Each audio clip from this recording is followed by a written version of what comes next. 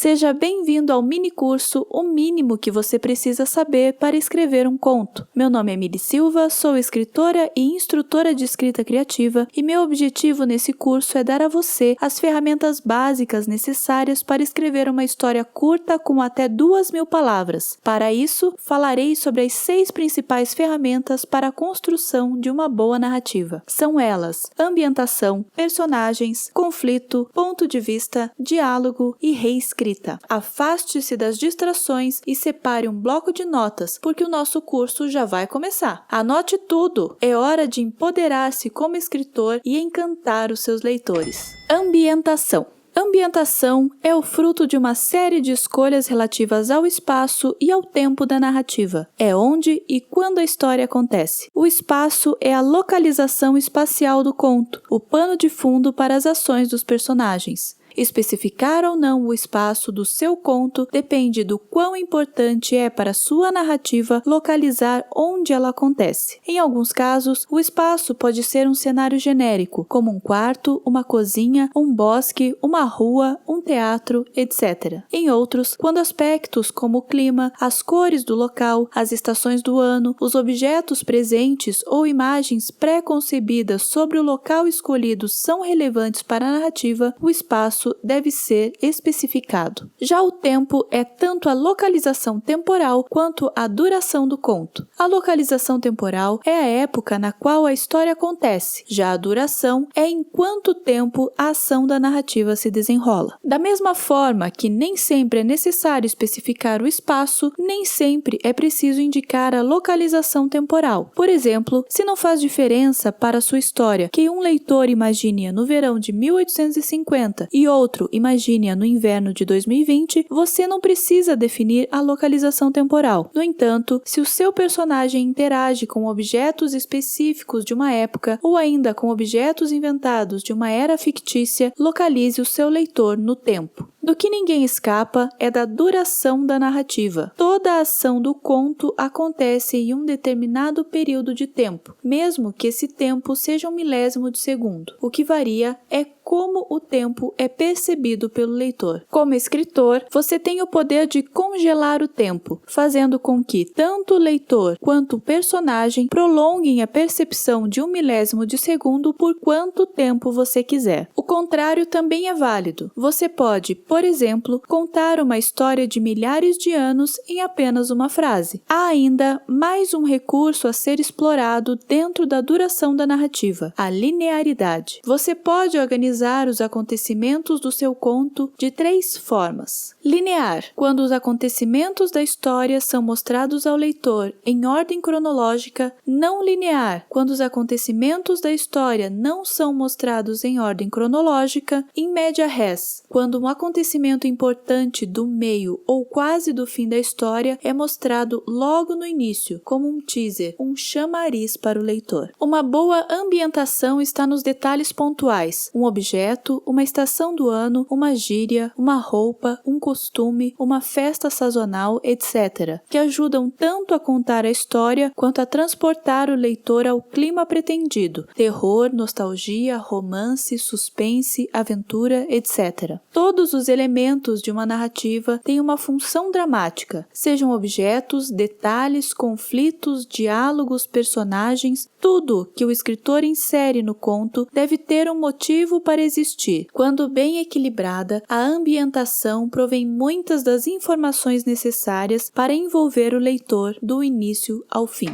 Personagens. Personagens são os agentes da ação da narrativa. É através e por causa deles que a história acontece e o conto ganha vida. Os personagens são divididos em principais ou protagonistas e secundários ou coadjuvantes. Ao escrever um conto, você contará a história de alguém. Esse alguém é o personagem principal da sua narrativa, o protagonista da ação. O personagem principal tem a função de guiar o leitor ao longo da história e deve ser identificável logo no início do conto. Ele é o centro ao redor do qual os demais elementos da narrativa orbitam. Dentre esses elementos estão os personagens secundários ou coadjuvantes, personagens que existem apenas em função do personagem principal principal e ajudam a história a se desenvolver. Construa sua narrativa como se ela fosse uma casa para o protagonista da história e escreva coadjuvantes aptos a manter a casa limpa, sem se destacarem demais. Para isso, você trabalhará as camadas dos personagens. De forma simples, camadas são as informações fornecidas pela narrativa sobre um determinado personagem. Quanto mais informações o leitor obtiver, mais complexo e cheio de camadas o personagem será. Personagens de quem pouco se sabe, lisos como uma folha de papel, com apenas uma ou duas camadas, são chamados de personagens planos. Por mais que o leitor tente desvendar o personagem, não há espaço para interpretação. Tudo sobre ele já está escancarado no texto. Agora, personagens revelados aos poucos ao leitor, como se uma luz desmanchasse a sombra que esconde parte de suas personalidades, são chamados de personagens esféricos. São esses personagens que temperam a narrativa, geram dúvidas sobre suas intenções e prendem o leitor do início ao fim. Apesar de não ser uma regra fixa, na maioria das narrativas os personagens principais são esféricos e os secundários planos. As exceções são protagonistas cômicos ou estereotipados. Para causar o efeito desejado de comicidade ou de personalidade inerte, pouco é revelado sobre eles, tornando-os planos. Como estamos falando sobre narrativas curtas, manter um número reduzido de personagens te ajudará a economizar palavras para desenvolver os outros aspectos do seu conto. O ideal é não ultrapassar 5 personagens, sendo um protagonista e os demais coadjuvantes. Você pode ser ainda mais econômico no quesito personagem. Ao invés de utilizar vários coadjuvantes para interagir com o protagonista, crie apenas 2 personagens esféricos, ambos repletos de camadas. É um bom caminho a se seguir se sua intenção for demonstrar rivalidade ou antagonismo entre os personagens. Dessa forma, sua história terá 2 protagonistas, ou, se preferir, um protagonista e um antagonista, com pontos de vista contrários, mas igualmente interessantes. Conflito.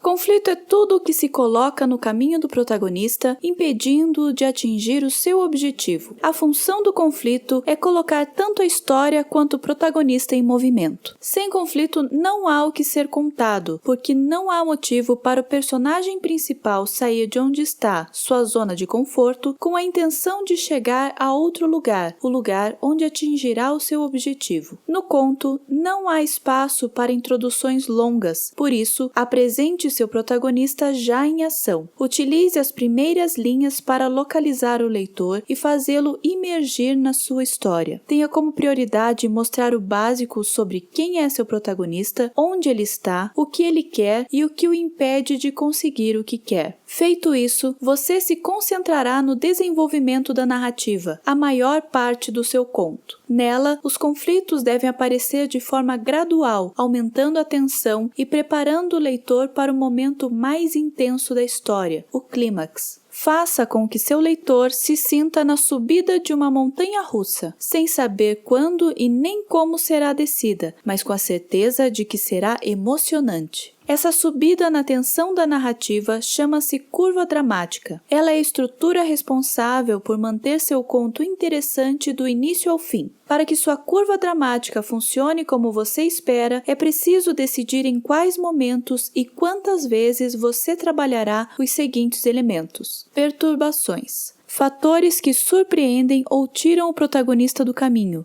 Relaxamentos. As conquistas momentâneas do protagonista. Riscos. O que o protagonista pode perder ao seguir em frente. Utilize a curva dramática para dosar a gradação do conflito ao longo da narrativa. Trabalhe perturbações, relaxamentos e riscos para tornar o seu conto dinâmico e envolvente. Lembre-se que toda história é uma construção conjunta. Como escritor, sua missão é distribuir informações suficientes para que o leitor possa construir a narrativa com você. Toda essa construção tem um objetivo claro: chegar ao fim. E o fim do conto é tão ou mais breve quanto o início, só que com uma diferença. Ele é abrupto. Nada de moral da história ou explicações profundas sobre os acontecimentos. Termine seu conto no meio de uma cena, num corte. Muitos contos, por exemplo, terminam pouco antes do clímax da história, deixando em aberto se o protagonista atingiu ou não seu objetivo. Outros em falas ou ações do personagem, sugerindo que a história ainda não acabou. A escolha de quando fazer esse corte depende do quanto você quer explicar sobre a narrativa e do clima que você pretende provocar antes do ponto final.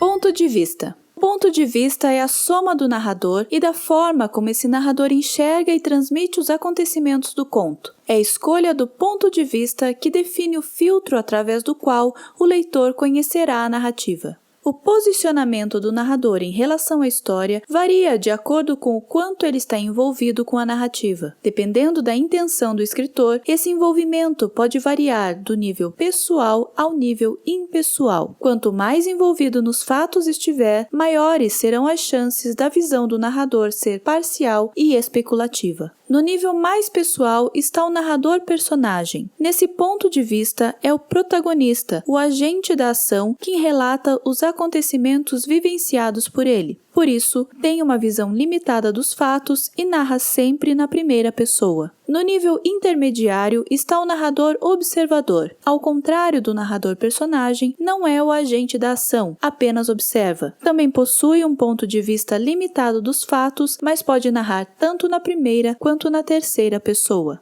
Ainda no nível intermediário, há a onisciência seletiva. Esse ponto de vista limita a visão irrestrita do narrador onisciente a apenas um personagem. Sem acesso a outras informações, a narração explora os pensamentos e as vivências do personagem que acompanha e é escrita tanto em primeira quanto em terceira pessoa. Por fim, no nível mais impessoal está o narrador onisciente. Capaz de entrar nas mentes dos personagens e saber tudo sobre todos, seu ponto de vista é ilimitado. Em sua posição de sabedor supremo da história, costuma relatar os fatos de forma imparcial. Narra sempre em terceira pessoa e é o mais próximo que se pode chegar da voz do escritor. Narrações limitadas e pessoais são uma boa escolha quando a intenção é lançar dúvidas sobre a veracidade dos acontecimentos. Já narradores oniscientes, que apenas descrevem os fatos, geram segurança por terem acesso a tudo o que acontece na história. Determine o ponto de vista da sua narrativa de acordo com o pedaço da história que você quer entregar ao leitor. É através dos olhos do narrador, seja ele mais ou menos isento, mais ou menos confiável, que a ambientação, os personagens e os conflitos serão transmitidos. Diálogos.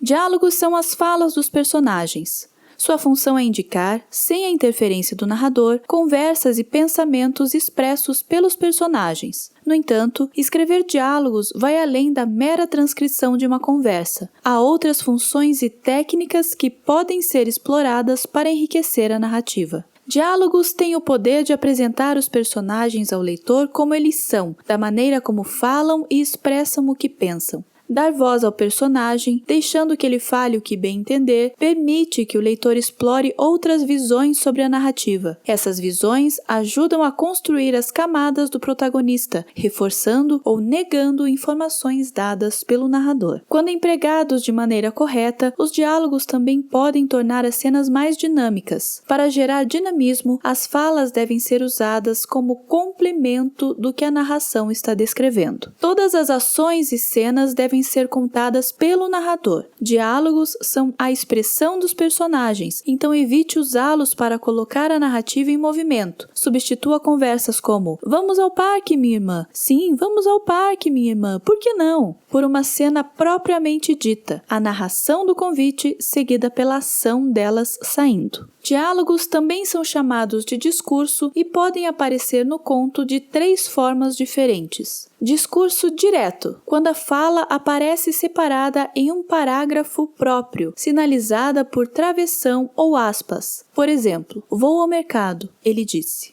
Discurso indireto, quando a fala é citada de forma indireta no meio da narração, sem nenhuma sinalização. Por exemplo, ele disse que foi ao mercado. Discurso indireto livre, quando narração e fala se misturam, sem nenhuma sinalização. Por exemplo, ele não me engana, vou ao mercado uma ova, aquele mentiroso. A melhor maneira de decidir como usar diálogos é escrevendo-os somente quando você tiver certeza de que o narrador não pode contar o que o personagem está prestes a dizer. Nesse caso, a fala dita pelo personagem terá muito mais impacto do que citada pela narração. Pense no diálogo como um respiro da narração, que ao mesmo tempo complementa a história e instiga o leitor a continuar a leitura. Sempre que tiver dúvidas, leia seus diálogos em voz alta. É a melhor forma de conferir se eles são funcionais, soam de forma natural e não repetem informações da narração. Há ainda um último cuidado para se tomar com as falas, que elas soem naturais. Ao invés de transformar a conversa entre seus personagens em um jogo sem graça de perguntas e respostas, escreva diálogos reais, como se pessoas de verdade estivessem conversando. Inclua gírias, erros de português, sotaques, distrações e até silêncios nas falas. É nesses detalhes que a verdadeira voz do seu personagem aparecerá.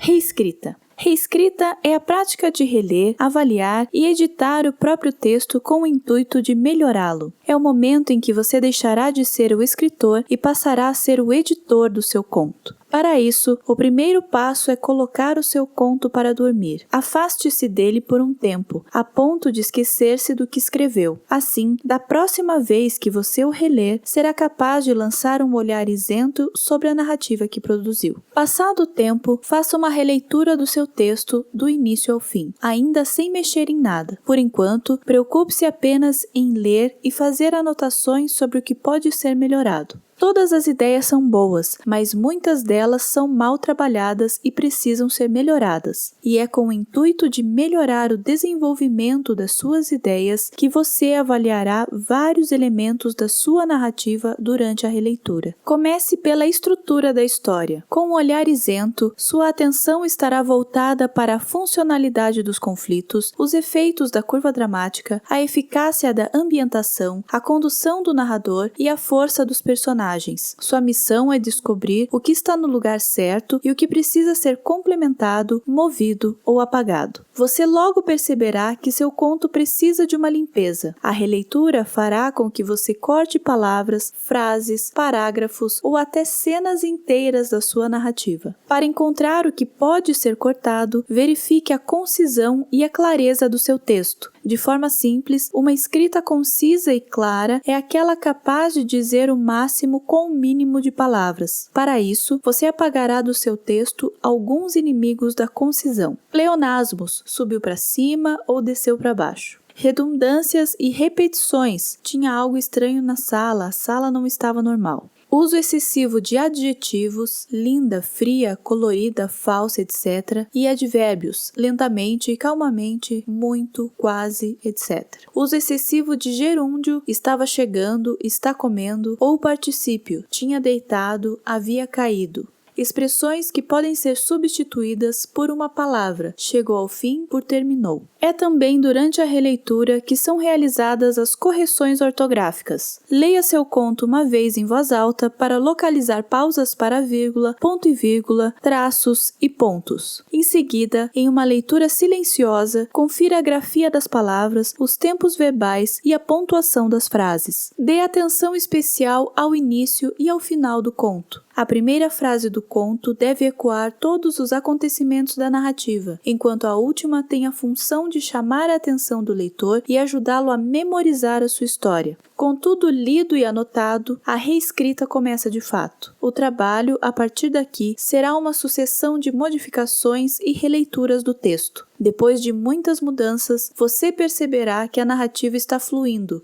Nesse momento, você terá terminado seu conto. Agora você já sabe tudo o que precisa para escrever um conto com até 2.000 palavras. Espero que aproveite cada uma das dicas e utilize-as nas suas próximas sessões de escrita. Como avisei no início, abordei apenas o básico nesse minicurso. Ainda há muito mais mesmo para você estudar sobre construção de narrativas. Por isso, a minha última dica antes de terminar é a seguinte: leia muito. Ler é a melhor forma de aprender o que funciona na escrita. Cerque-se por leituras variadas dos mais diferentes gêneros, escritores, épocas e assuntos. Leia com atenção, sem pressa, em busca das ferramentas que cada escritor utiliza para contar a história. Leia também sobre construção de narrativas. Da mesma forma, existem muitos autores que falam sobre técnicas de escrita. Aprenda tudo o que puder com todos. É isso! Agora aponte seu lápis, separe um caderno e comece a escrever o seu próximo conto.